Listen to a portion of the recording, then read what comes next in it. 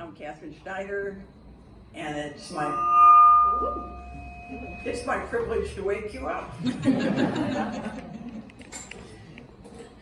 Today, we celebrate the 33rd anniversary of the Americans with Disabilities Act, a civil rights law protecting the rights of people with disabilities. The law prohibits discrimination against people with disabilities in all areas of public life, including jobs, schools, transportation, and all public and most private places that are open to the general public.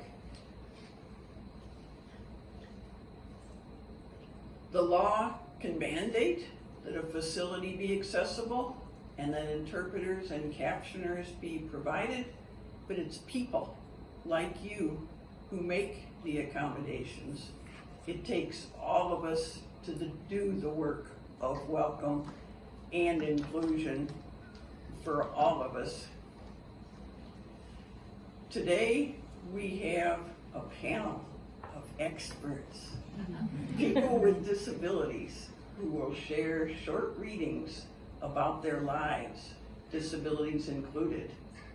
Since 1 out of 5 people has a disability, these readers were chosen to represent a variety of disabilities and a variety of styles of writing.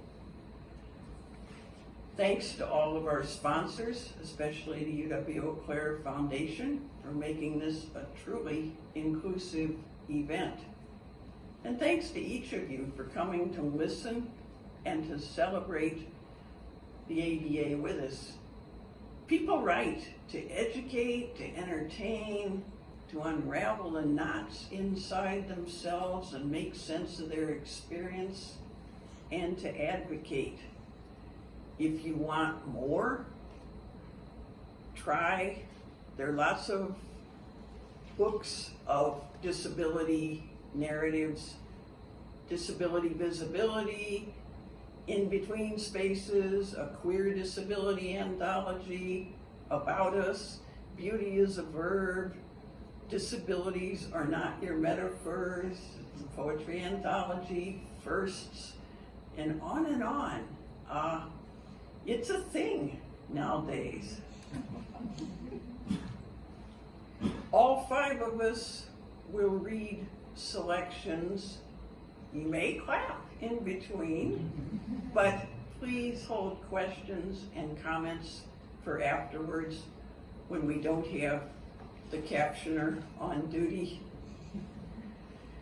Our first reader is Lily Strello. She's a sustainability coordinator for the university. She was diagnosed with autism and ADHD as an adult. Her piece is entitled, New to This. Thanks, Kathy.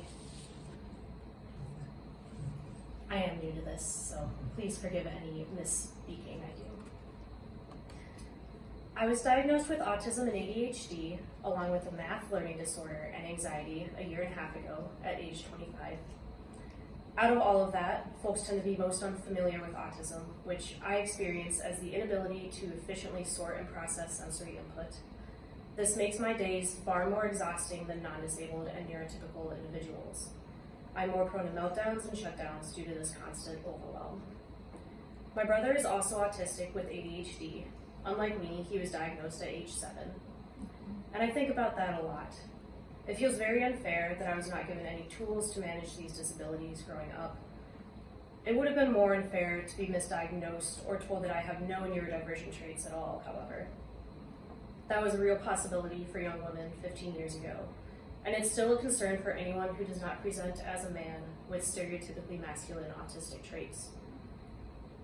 While misogyny is familiar, being diagnosed as an adult means that I am new to working with my autism and ADHD, new to planning accommodations, and new to reducing my expectations of myself to levels manageable within my disabilities. The idea that I have to change my goals or reduce my expectations on its surface is one I first recoil from. It's something that makes many people uncomfortable. In our capitalistic culture, and in academia specifically, achieving more and bigger goals is how you communicate your value. I believe this is why our cultural instinct is to deny failure, resorting to the classic, You can do anything if you try hard enough, when a disabled person, or really any person, voices their literal inability to achieve a specific task. As a culture, we conveniently leave the implied, quote unquote, or else unacknowledged. For a disabled person, the quote unquote, or else often means exclusion or discrimination, but you're familiar with this or else, whether you're disabled or not. Go to college, or else you won't get a quote unquote good job. Exercise, or you'll get fat. Don't dress like a slut, or else. And you know how that one ends. The or else reveals our cultural norms, the unspoken priorities of the hegemonic society here in the United States, such as income, thinness, whiteness, puritanical virtue. However, planning a life within my limitations has eliminated a near frantic anxiety to avoid many of these or else scenarios, reorienting my values away from cultural myths, allowing me to really, truly focus on what makes me happy. In this way, my disability has greatly benefited me in the brief period since my diagnosis. While the importance of productivity is the ultimate cultural myth, I am thankful that the Americans with Disabilities Act requires workplaces to provide accommodations. I do not have to begin work at exactly 8 a.m. each morning, which is very difficult for people with ADHD. I don't have to wear clothes with textures that cause me pain to stay in the business casual mindset or image. I can work from home or take time off for anxiety attacks without worrying about retaliation. These accommodations increase my quality of life, and today I'm happy to share that while the impact of the ADA is relatively new in my life, the 33rd anniversary of the ADA means that an entire generation of disabled people my age have had these protections since birth. Thank you to all the folks in this room who helped fight for this legislation, and thanks for being here to celebrate it.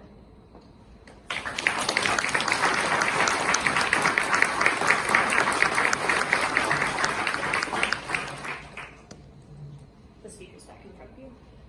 Gives you hope for the next generation when you're my age to hear things like that.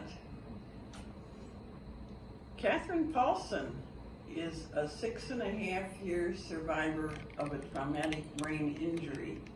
She's been writing poetry since October of 2020 and has been published many times. She's an advocate for survivors to use writing to tell their own stories and to help with healing, as poetry has done for her. Her 2 poems are called Erasify and Leak. Catherine. Thank you. I'm going to start with Erasify.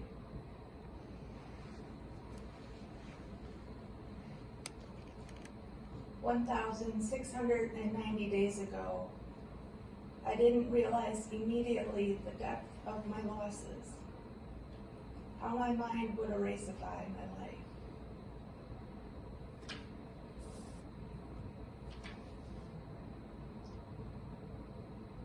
I'm still a little emotional, if you can't tell.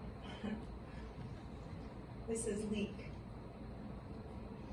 We all have things we say to ourselves, damaging words, empowering words. My words dribble from my brain, much like the cerebral spinal fluid that dribbled from my ears. Some words I pick up from the slate gray concrete of my driveway, the crack running through it, mirroring my snow white skull. My petal pink brain underneath screams for help, an unconscious reaction to the jolt. Folds in my brain's hemispheres give me more words. At the same time, my temporal lobe admits defeat and bleeds.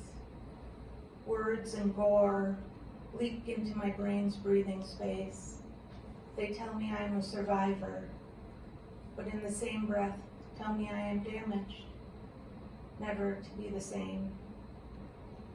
Over time, my words dissolve into all of my bones, the spongy part of a skeleton that is part of all of us.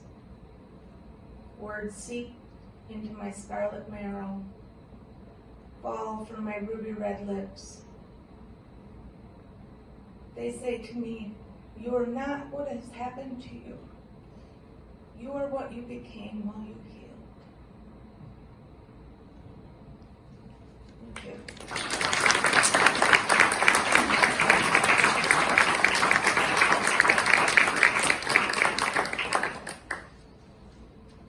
Wow.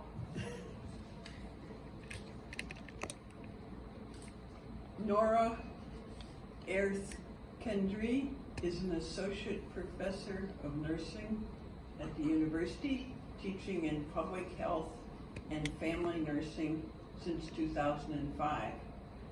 She has severe to profound hearing loss and has worn hearing aids for 6 years. Her talk is entitled Hearing Loss, A Journey Toward Understanding. Yes. Even though hearing loss is an extremely common issue. Oh, I think your mic's not on. Is it working? Not close enough, sorry. Yes, I am wired. Did you Is that better? I think it's working. Okay. Yes. Thank you. So, though hearing loss is an extremely common issue, the World Health Organization estimates that 466 million people worldwide struggle to hear, as do approximately 40 million Americans and over 500,000 Wisconsinites. Many feel embarrassed or ashamed of hearing loss, avoiding talking about their hearing loss, as only 1 in 3 people who need treatment ever seek out a hearing health specialist. I was one of those. Hearing loss is often seen as something that only affects seniors, though this is not the case. Hearing loss can be caused by aging, as the cells in your ears experience a lot of wear and tear over the years. While around 50% of people over the age of 75 will have some level of hearing loss, those with hearing loss also include children, teenagers, adults, and seniors. Half of all returning veterans also have experienced hearing loss and struggle to understand. I was told I had profound to severe neurosensory hearing loss, which became noticeable to me in my late 30s. The medical logic behind the hearing loss was also attributed to bony growths in my ears, which may have developed because of my great passion for swimming. I'm a Canadian and swam often in the icy cold waters of Georgian Bay on Lake Huron. Unlike physical disabilities, my hearing loss is invisible. It is hard to notice right away if someone's struggling to hear and to understand. For me, I hear many things, but I do not always understand. Many people wait between 7 to 10 years to seek treatment for their hearing loss, and during that time, relationships suffer. If you mishear a question and answer inappropriately, most people won't realize that you didn't hear the question correctly. Sometimes you may even feel that you're unfriendly or being rude because people in grocery stores may say hello behind your back because I need front visual to see that someone's talking to me, or they may ask to pass me, and if I didn't hear them, they might think I'm rude or I'm just ignoring them. When you struggle to hear or ask people to repeat themselves often, you may also be worried that people will think that you're less intelligent or that you didn't understand the meaning of what they said rather than not hearing the words themselves. I've noticed much eye rolling in my family that has caused me to feel less than. Family members assume, because I wear hearing aids, my hearing is fully restored to, quote, normal hearing. I have been made fun of for saying what often, yelled at, and humiliated for my inability to understand. I have felt shame, I still do at times, that my ears are not as capable as other people's ears. As I struggled with shame, I tried to pretend I could understand by smiling and nodding. As a nurse, I've been trained to read body language and can anticipate what an appropriate reaction should be, even if I'm not completely understanding the context of the conversation. I can't understand any whispered words, even wearing my hearing aids. So at department meetings, when people reach over to share a comment with you while someone else is talking, I would nod and smile and appreciate the joke, even though I didn't understand it. And finally, I just thought, I've got to stop doing that. And so I would write a note on the back of a department note and just say, sorry, I can't hear whispering. I don't understand. So when people call out to me down the hallway around the offices, I can't understand them unless they're looking at me, and that we're about 5 feet apart. I must repeatedly walk down the hall and tell the same people on numerous occasions, It does make me feel unimportant, though I am sure that most people have forgotten my unique communication needs, and I work on not taking these situations personally. Another example of how I struggle at times with shame is when I must complete disability paperwork annually to request accommodations such as live transcriptioning or closed captioning. I am required to obtain a note from the doctor that says I still have hearing loss, though I am not aware that my hearing loss is reversible. The paperwork could be better to help decrease the stigma and shame associated with hearing loss. So when you're experiencing hearing loss, taking part in conversations or social situations, that can be one of the most challenging aspects. When there's a lot of background noise, like in a restaurant or at a party, it's particularly difficult to follow one-on-one or group conversations. I can hear my hair moving in the wind over my hearing aids, but I can't understand what my 3-year-old grandson, who has a higher frequency voice, is saying. It's frustrating. If you feel self-conscious about asking people to repeat yourself, this limits your involvement with others. As a result, people with hearing loss may begin declining invitations or avoiding social situations altogether. Since human beings are social beings meant to live in community with one another, I found myself that I was withdrawing from movies, concerts, plays, and declining opportunities to go out to eat with friends because of the overwhelming noises in the restaurants. Since I must concentrate intensely in high-volume areas, I use much energy to understand and feel mentally tired at the end of an evening out. My brain goes weary of trying to make sense of sounds. This struggle to understand may lead to isolation, potential depression, and being disconnected from family and friends. For some people, there's also the concern that people can see hearing aids and think less of you because of your disability that becomes visible now.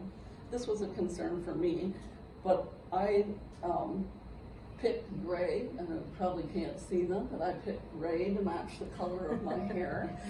So there's more cosmetic choices now for hearing aids, and this wasn't in my typed speech, but my phone connects to my hearing aids. And one time I left my phone in my office, and my classroom was close enough so my head started ringing and the students are looking around. The awkward moments. So for those of us, we want to try to make our hearing aids as inconspicuous as possible. While a person's quality of life can be significantly impacted by hearing loss, many people are unaware that hearing loss can also be a sign of other health problems. Hearing loss is associated with several physical health issues such as diabetes, dementia, and cardiovascular disease. Those who have hearing loss are more likely than those who don't to develop cardiovascular disease. There is also a connection between diabetes and hearing loss because of how high blood sugar levels affect the inner ear's blood vessels and nerves. Hearing loss may eventually result from this damage if it's left untreated. People who have hearing loss are more likely than people who don't to develop dementia. The research also found that people with severe hearing loss had a higher risk of developing dementia compared to people with mild hearing loss. Since hearing loss is isolating, it has a negative impact on the brain and the onset of dementia. Reading studies on how depression and dementia can result from hearing loss due to social self-isolation helped me to call out to an audiologist. The good news is there are positive things that we can do to help decrease hearing loss. I've been attending a Better Brain program with the Aging and Disability Resource Center this summer, and exercise has been stressed time and time again for brain health. Exercise is good for your hearing and can help those with hearing loss. It might sound strange, but it's true. Age-related hearing loss can be slowed down by regular exercise, and in some cases, regular exercise was shown to prevent age-related hearing loss altogether. When you exercise, you improve your blood flow. That includes blood flow to your ear hair cells, so the more oxygen you have, the better they work. And that's another incentive for us to exercise for heart and hearing health. So when I learn about the challenges others have, I want to do something positive to help. One way is advocating for better health policies to support the high cost of hearing aids. As with most things, the more profound the problem, the more expensive the solution. I require high-end hearing aids with insurance offering minimal reimbursement. With the connections between hearing loss related to physical and mental health, it's logical to think upstream, as we do in public health, by helping people afford the appropriate hearing aids sooner through health insurance coverage. I urge us to move help move policy change forward by having hearing aids fully insured, fully covered by insurance. And once I start advocating, I also need to be aware of resources. In Wisconsin, the Council for the Deaf and Hard of Hearing is a group of 9 people who are deaf, hard of hearing, deaf-blind, and hearing, and they're appointed by the governor. The Department of Health Services and the Office for Deaf and Hard of Hearing address issues and concerns affecting Wisconsinites who are deaf, hard of hearing, or deaf-blind. I have applied in the past to serve in this council, but have not been accepted yet, but I will persevere more. In closing, I'd like to mention the gratitude that I have for the technology that we have here. Those with hearing aids have improved cognitive function and have lower rates of stress, anxiety, and depression, and even dementia. I'm grateful for these technological advances that help me improve my health. Thank you for taking the time to come and learn more with me about how I navigate understanding with hearing loss. Thank you.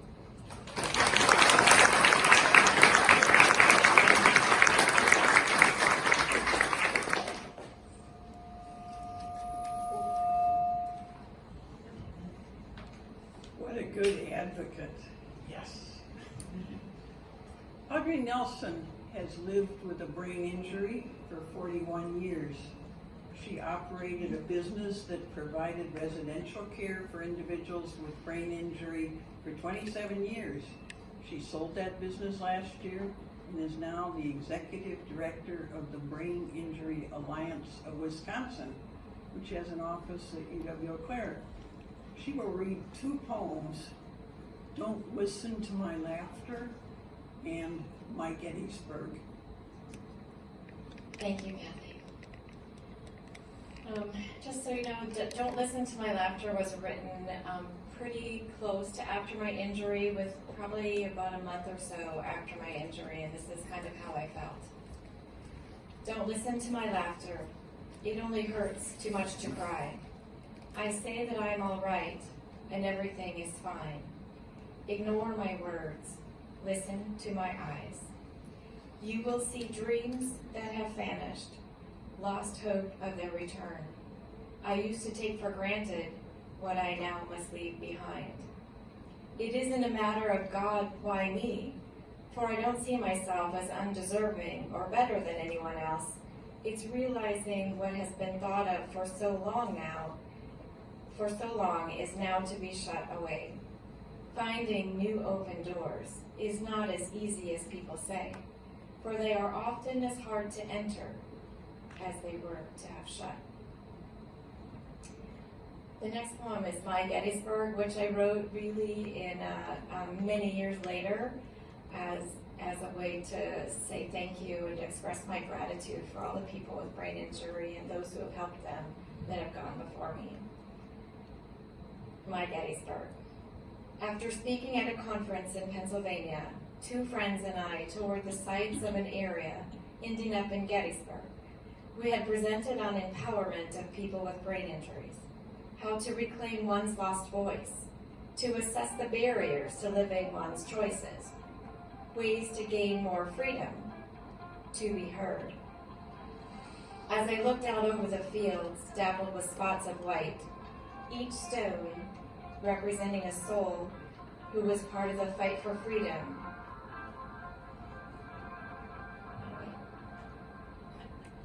No, that's okay. That's all right. As I looked over the fields,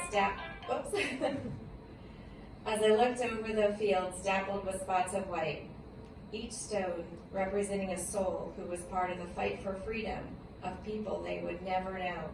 Husbands, fathers, brothers, all sons, part of somebody's family, each loss a huge tragedy to someone, an empty seat at many tables across the land, all because of a larger fight for freedom, for the right to be heard and known. They are our Gettysburg. Suddenly I thought of all the people who had gone before me in my own fight for life, for choice, for freedom, to be heard. Before my own brain injury, others had been hurt like me. Doctors strive to save their lives, to return them to their place at the table. I thought of all the empty hospital beds, draped in white, that were used by many, many people before I was in mine. They are my Gettysburg. I imagine the many who languished in nursing homes, who had been part of the collective experience and education that led to new technology, new procedures, that led to doctors saving my life so that I can speak for the many soldiers in this fight for freedom, for choice, to be heard. They are my Gettysburg. I felt the need to remember and honor the many soldiers who fought this fight and will not be known. To remember the many doctors, nurses, and therapists who believe that life is worth fighting for. Also, the families who surrounded them with love, even when the seat at the table remained empty.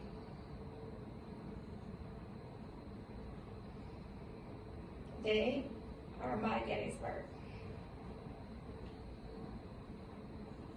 The fight is not over. There are some who want to pull the plug on progress, to judge us not by life, but what we would need or the resources we would consume. We will be somebody else's Gettysburg. We need to remember the individuals whose lives we are the product of, their fight, their struggle. We must also value the lives to come, the medical miracles yet to happen, the voices yet to be heard. We will be somebody's Gettysburg. Keep up the fight.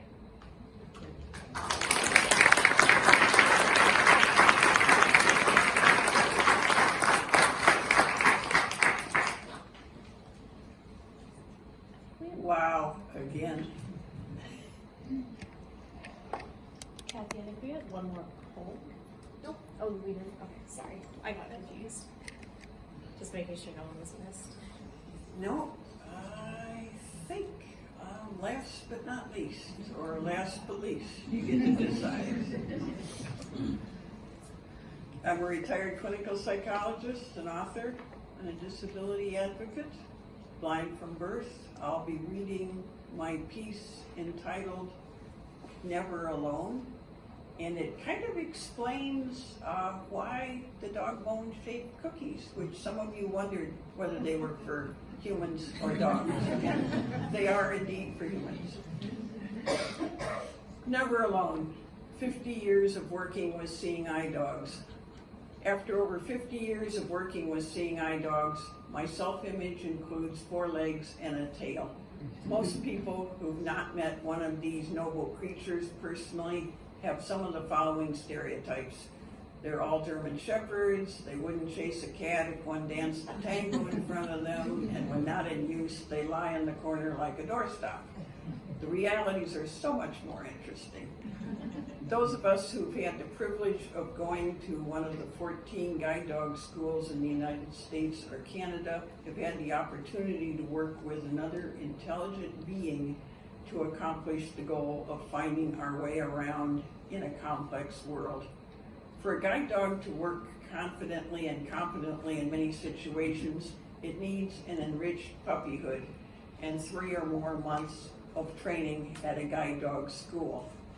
The dog's first year is spent with a family or individual like a 4-H family who takes the dog to places ranging from the discount store to the Little League game to church and to concerts, so that the dog gets used to all sorts of people in all sorts of places.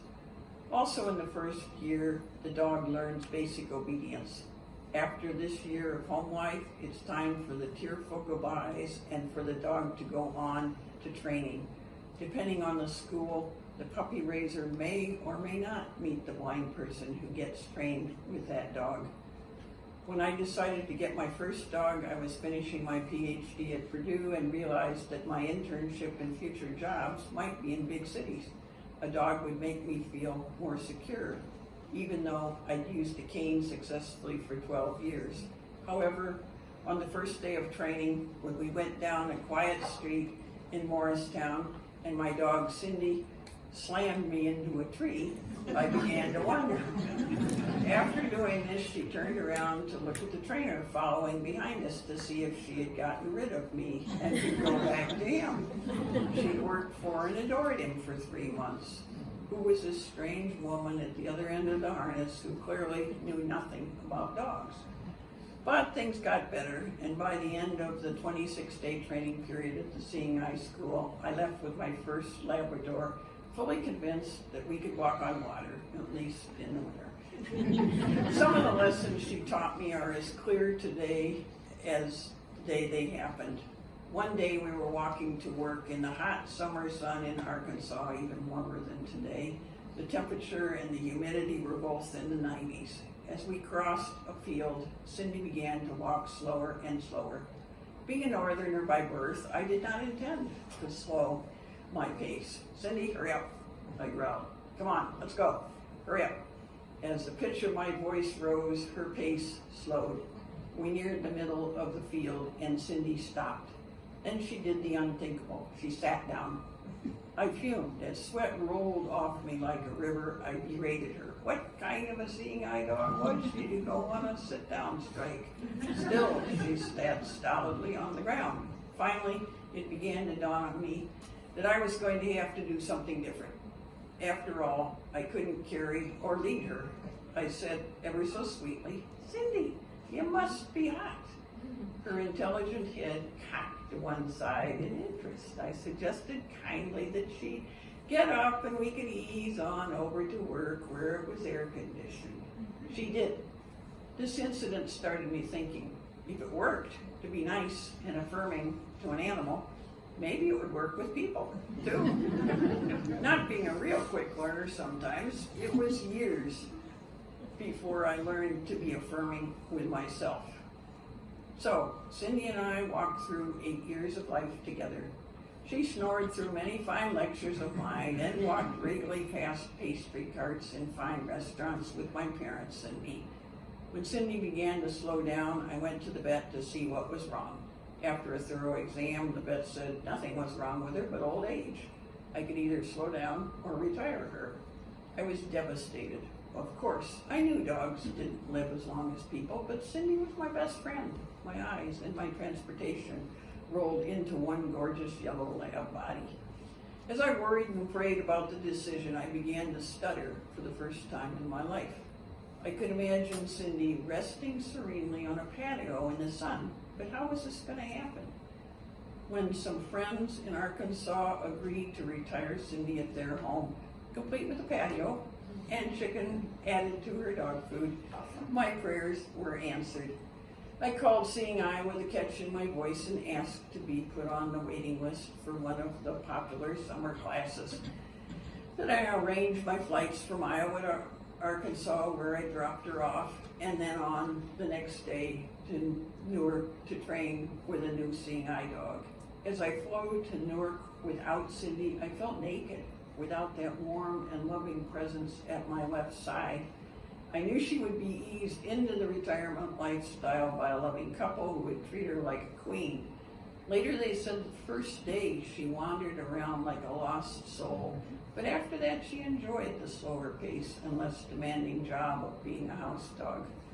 When I went back to see her a year later, she knew me and was glad to see me, but made it clear that retirement was agreeing with her very well indeed. A few pounds added to her frame from that good southern cooking added to her dignity.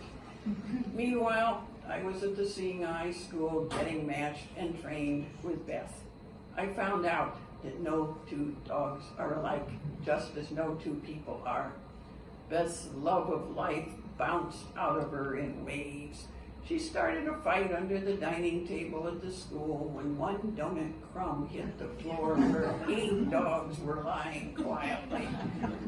Over the 50 years I've had Seeing Eye dogs, I've worked with labs, golden retrievers, and lab retriever mixes, both males and females. Each one has been my favorite because of the unique ways they solve guiding problems and their personalities, ranging from quiet and dignified to enterprising and teasing. I mourned each retirement and death. I've adapted to new dog with the help of the 19 days of training at the Seeing Eye and friends who welcome us home afterwards with casseroles and the admiration of new dog. These 10 dogs who have so enriched my life are good examples of the positives and negatives of being blind. If I could see these gorgeous creatures, I couldn't have them.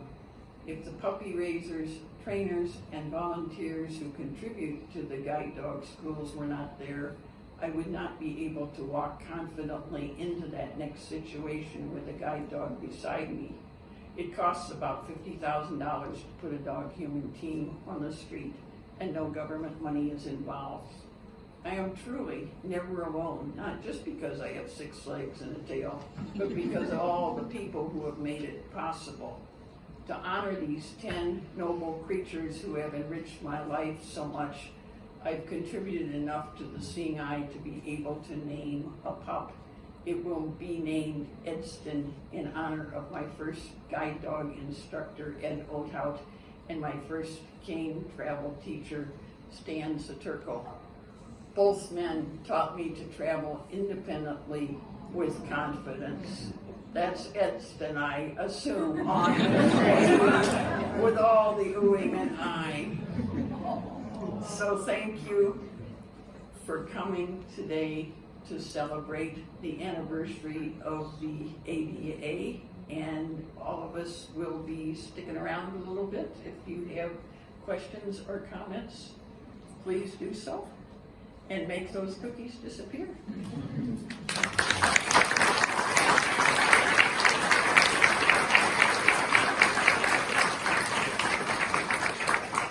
If anyone has questions right now, we can keep it going with the transcribing and pass the microphone to you if you have any individual questions.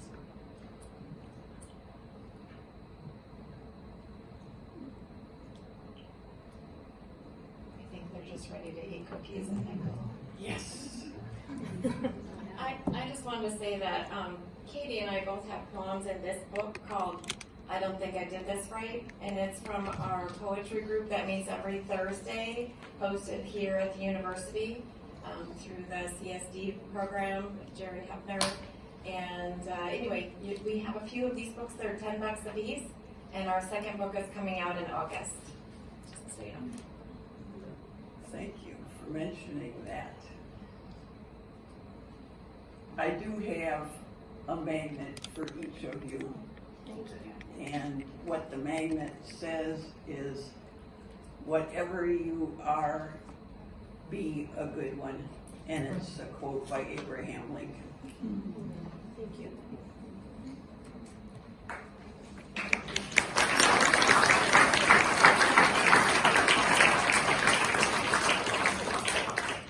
Can I ask a question?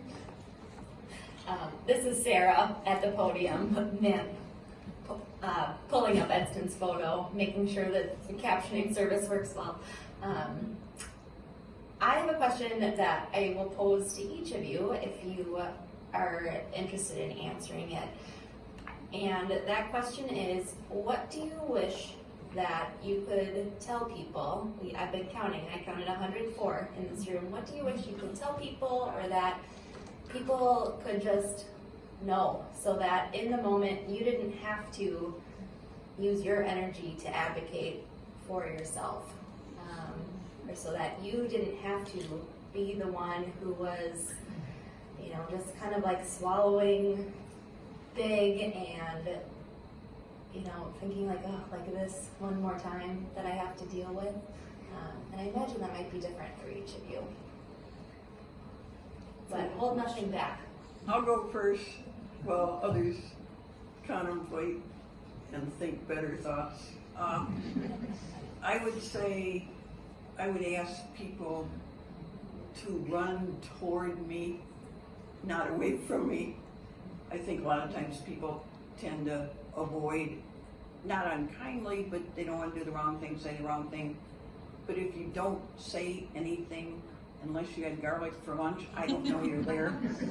So when you encounter a person with a disability, reach out of your comfort zone, because it is kind of scary.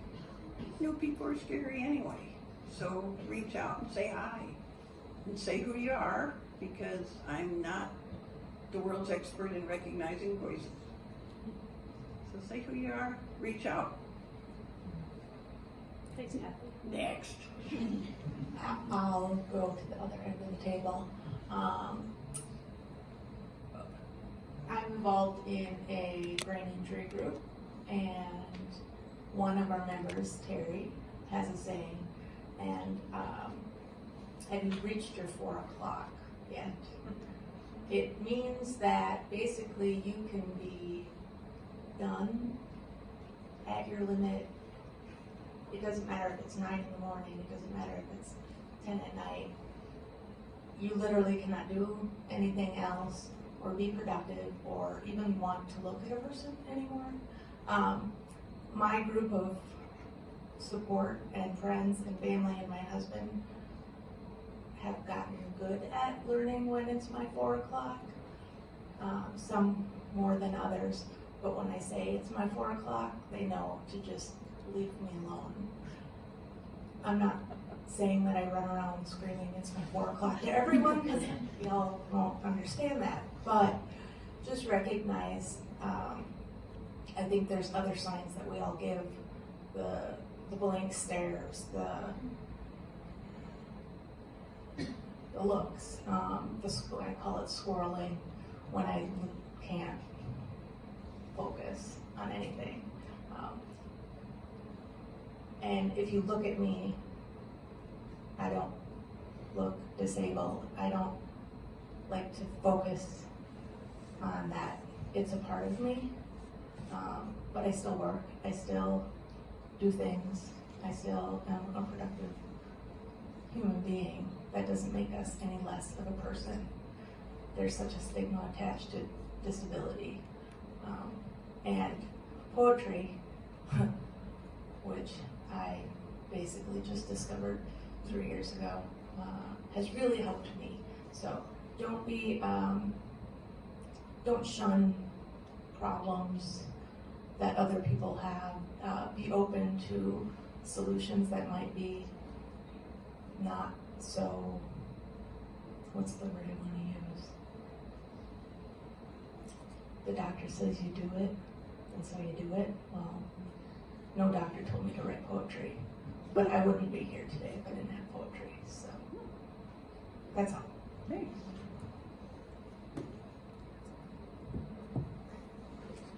I'll answer next.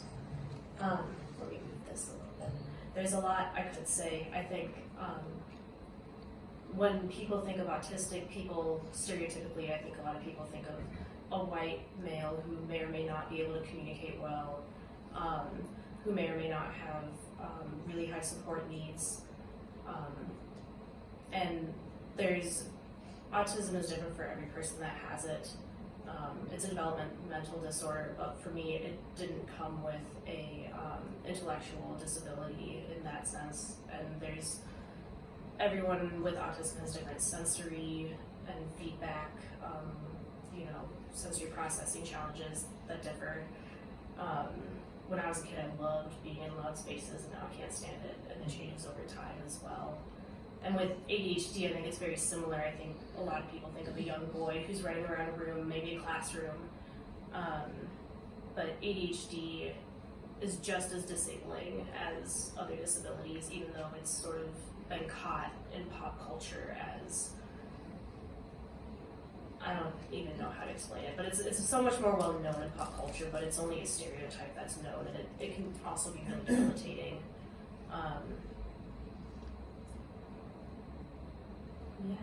I echo what Kathy said and say that, just ask someone what they need, and if they don't respond, that's okay too. I think that's it for my question answer. Nora, are you going to take a swing at it? Yeah, I'll Nora will go next. I would say I think humans as a general are very egocentric, so we think that everyone thinks like us, that people have the same capabilities that we do. And when I think about this, I think everyone in this room has something that makes them unique and different from everyone else. And so to try to find out what those great things are about each other and realize that we're all trying to, as in public health, we do social justice. Social justice is that everyone has worth. I think it was Martin Luther King that said, you know, if you were born to be a garbage man, be the best garbage man that you can be. Be proud of who you are and what you do. And for me, I guess it's try to put yourself in someone else's shoes and not just assume that we're all just like each other.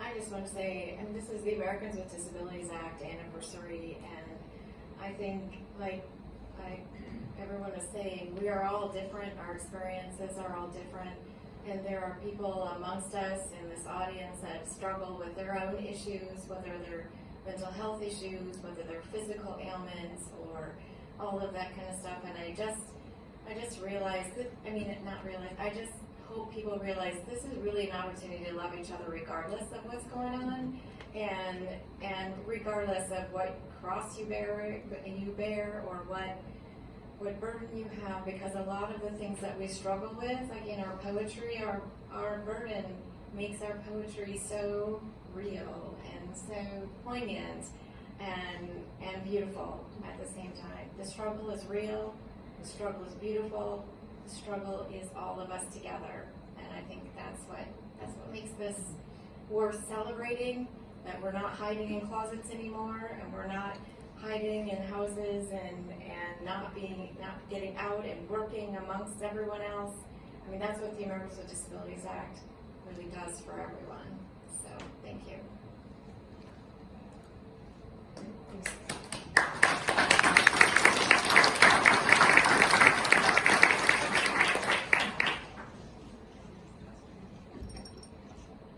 Calvin's given the sign that we ought to stop and do more cookies. That's what he thinks. Are you going to take more questions, Sarah? Or? Yeah, if anybody has additional questions. This is Nikki. I am curious if you have thoughts about the most frequent irritating responses people have when you encounter them, people you don't know, that you're encountering for the first time. Are there kind of things that you think, oh, you know, I hate having to respond to the same misunderstanding of me every time?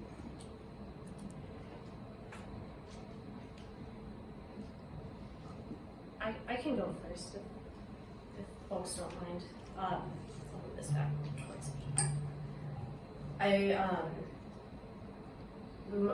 haven't met a lot of new people who I immediately tell I'm autistic, so most of my family and friends accepted that, pretty quickly for me because it was still me. But the you don't look autistic, I think, is very common for people who don't stim really obviously, and I have been stimming this whole time. I've been rocking and playing with my earplugs. There's like a loop on here that I've been twisting around. So you can mask if you have a lot of practice at that and you're autistic. You can look at foreheads instead of into someone's eyes, which really does feel like the creepiest, most uncomfortable thing I've ever experienced. And so the idea that you don't look autistic can be really damaging because first it excludes populations of people who, like women or like people of color, Black people who were not diagnosed as autistic because it was specifically studied in young white men and only published, and the diagnostic criteria are based on the traits of young white men. So it's exclusionary in that sense. And it's, I don't know if paternalistic is the right word, but maybe paternalistic to say I know more about you than you do. And, you can't see what's going inside my brain. So I would say that's a pretty common one. And I would say that same thing, that people say, well, you look fine. And I wanted to say, thanks. But I also want to say, you don't know the smoke and mirrors act that I had to do to put this on. I mean, to make it be okay. And so, but I don't want to also reveal that necessarily. But I also say, hang around me for a while and then you'll see. But anyway, those are some of the things, and I think all of us are like that. Like I said, I think we all have issues, and I think it is this new lens that maybe you are all seeing us, all of us. Maybe you wouldn't necessarily know about our disabilities and our perceptions, but that's true with anybody that you meet. You don't really know who they are until you take the time to ask them who they are.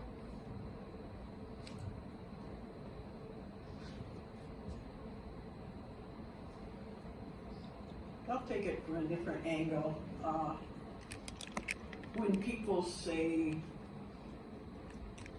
you're inspirational, or it isn't that bad kind of things, or that inspirational, and you might say, well, why don't you want to be inspirational? I sort of think everybody's inspirational occasionally, and then most of the time we're pretty normal, all of us. But if somebody's inspirational, they're up on a pedestal, and you don't go out and have a beer with them. And I'd rather that people think I was, quote, normal and might want to go out and have a beer. So stay away from the inspirational. Anybody else want to take a crack at that one? Thank you. I'm seeing shaking heads in there. Okay. One more question?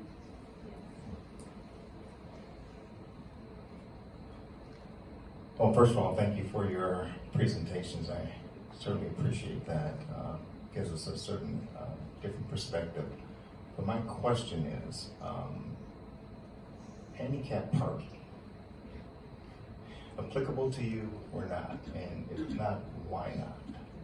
Because I think we have a certain view of what handicap looks like. I think someone on the panel said, you know, some handicaps and disabilities are invisible. You can't see those. And so a person could walk from a handicap parking area and get stares and ridiculed and shamed.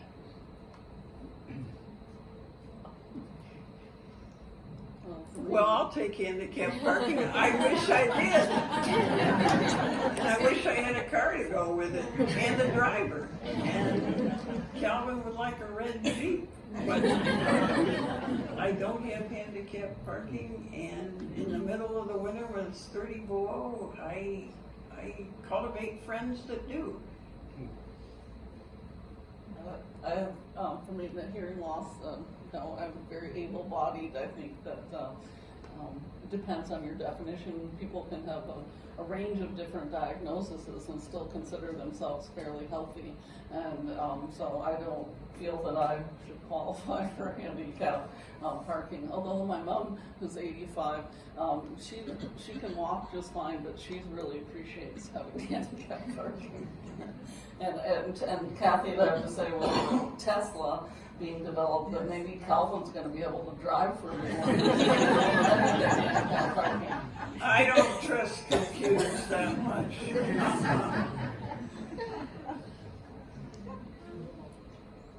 I guess as far as handicap parking, I mean, there are federal regulations that oversee that, and it has a lot to do with a lot of person's ability to get from here to there, and whether they need assistance or not. But also, there are people with cognitive disabilities that need that. Like, I had handicap parking for a long time, but it was a lot because I couldn't remember where my car was, and having them closer where I could see them when I came out.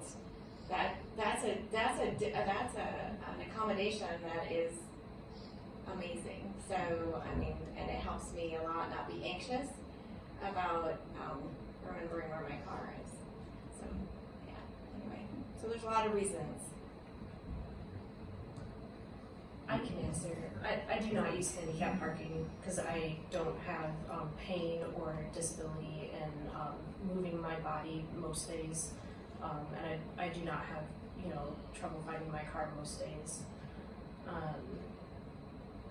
And I think that with your question, you really touched on an important part of the visible, invisible parts of disability. And you never really know what other people are going through, so it's not to judge.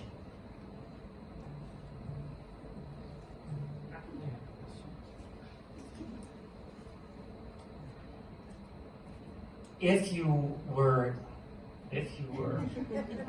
in need of an accommodation or you had a reasonable expectation for an accommodation, and your employer or whomever would be in charge of setting that up balked at the idea, where would you go for support?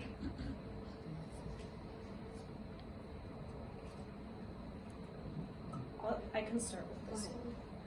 I actually did have someone very close to me with very similar diagnoses experience that recently in Eau Claire, and they went to the, is it the DRC.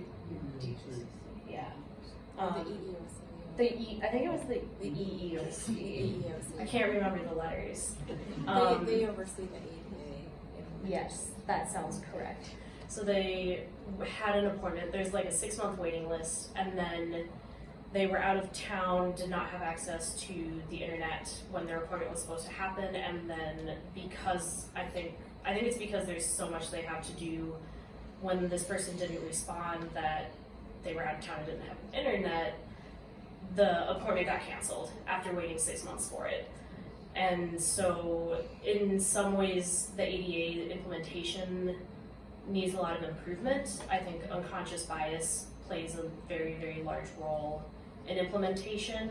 I think I've been very lucky here in that my doctors wrote really clear accommodations lists for me, and so I got everything I asked for. Although the best accommodation would be working less, and I'm sure everyone without disabilities probably agrees with that.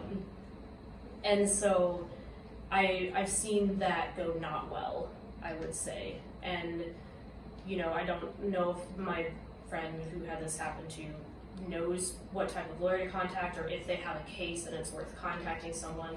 Figuring out that sort of jungle of advocacy when things go wrong is not easy as it should be.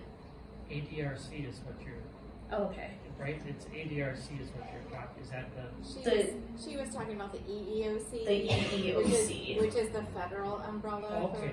But then the ADRC is your local contact Right. that could help you they would help you know where to go. But then also the Center for Independent Living could help you with disability advocacy issues and things like that. So there are resources, PBR. As somebody who's 75 years old and almost and dealt with a lot of those situations, it's when somebody turns me down, that's the beginning of a negotiation process. It's not the end, it's the beginning. It's an opportunity to talk more, to write it down, go to the next level, work around, find other people to advocate with you. But I think that's the thing I've learned most in my life, that just telling somebody it's the law doesn't work. Yes, it is the law, and it's a process, and that process is long and winding. And if you believe Martin Luther King, the arc does bend toward justice, but sometimes the first place I go is to my knees to ask my higher power to grant me some patience to work through it.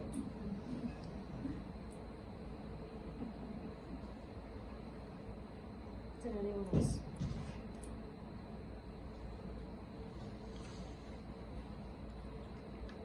Cookies. Let's thank our panelists for that.